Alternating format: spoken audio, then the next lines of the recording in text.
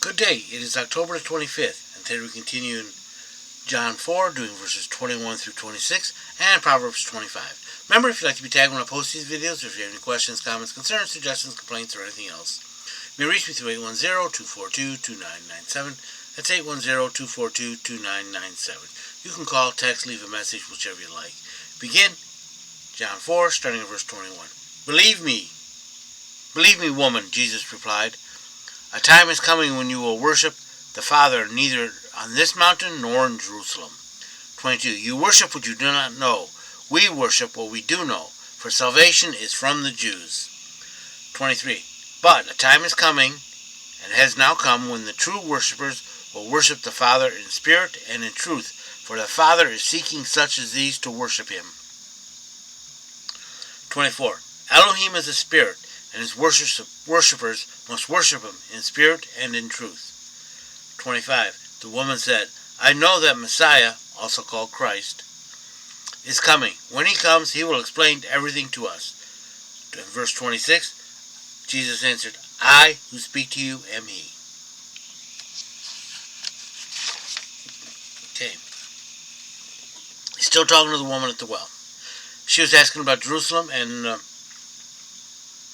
the temple that they had built in the hills. Believe me, woman, Jesus replied, a time is coming when you will worship the Father neither on this mountain nor in Jerusalem. There was a temple there. This is the only time he said, believe me. Other times he said, I say unto you. And both will be equal, the Jerusalem and the other one. That means they won't be used. 22. You worship what you do not know. We worship what we do know, for salvation is from the Jews. Jesus is identifying himself with the Jews. They're worshiping the Samaritans ignorantly. Salvation proceeds from the Jews. Remember, the Jews are a chosen race. That's where salvation comes through the Jews. They're not the author of salvation, but that's what God has chosen to bring salvation to us, the Jews. 23. But a time is coming, and now has come, when true worshippers will worship the Father in spirit and in truth, for the Father seeking such as these to worship him. He wants true, genuine worshippers, spiritual, worshiping in spirit, not carnal, not material, not earthy. And the Father is looking for those who will worship him in that way. 24. Elohim is spirit, and his worshippers must worship him in spirit and in truth. Spirit, he must be approached spiritually. The woman said, I know that the Messiah, called Christ, is coming. When he comes, he will explain everything. The Samaritan equivalent, they didn't say Messiah. What she would have said is returning one.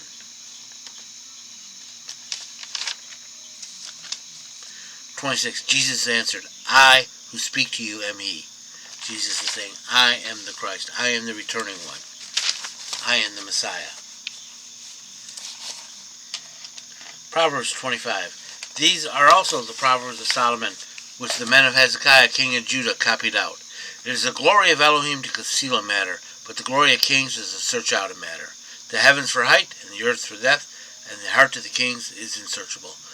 God has wisdom all around us. We have to seek it out. 4. Take away the dross from silver, and there cometh forth a vessel for the refiner.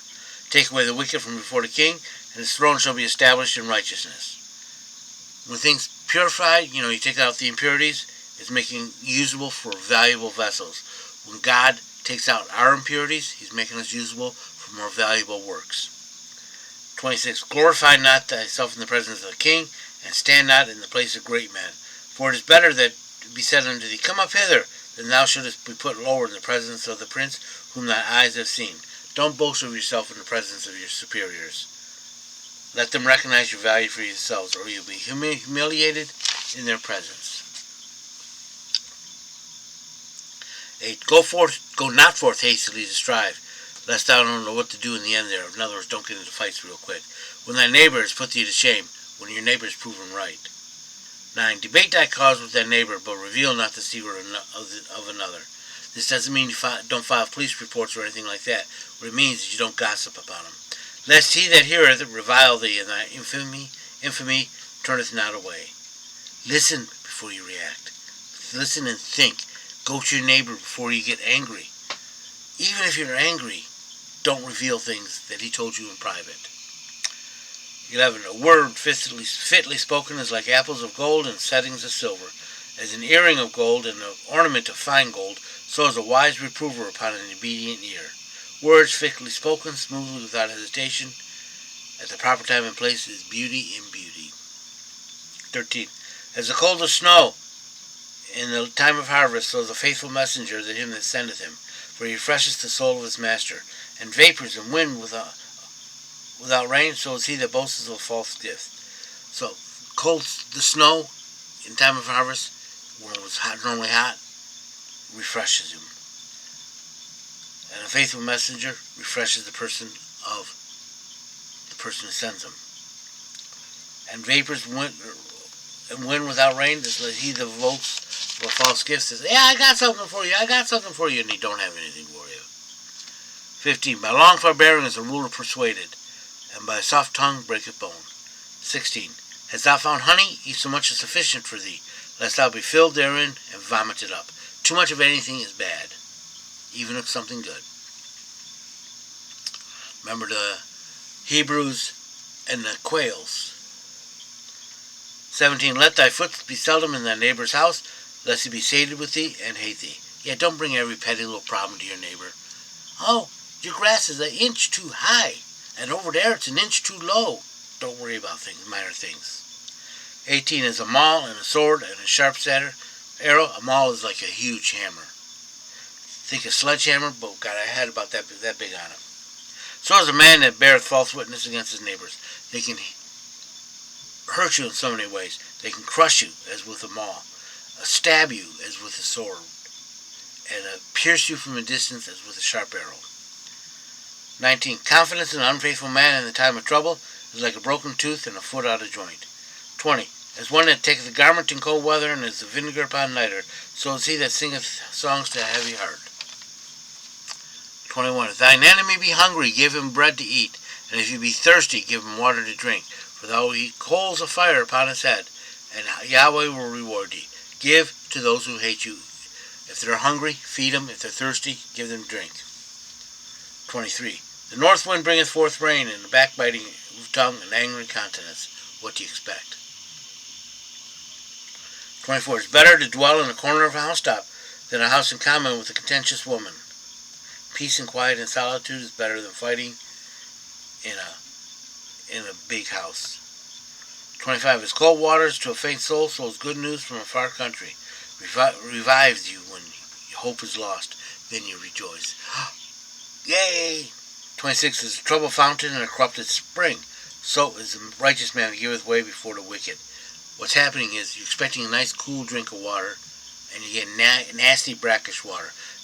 Just like when you expect a righteous man to be godly to you and not be corrupt, and it's nasty to you.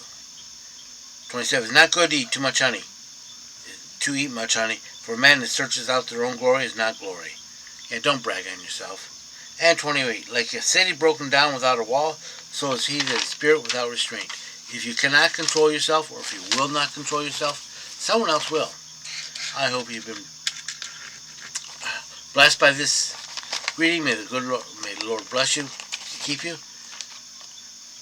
If you need to contact me, you can reach me through 810-242-2997. That's 810-242-2997. You can call, text, leave a message, whichever you like. Remember, Jesus loves you, and so do I.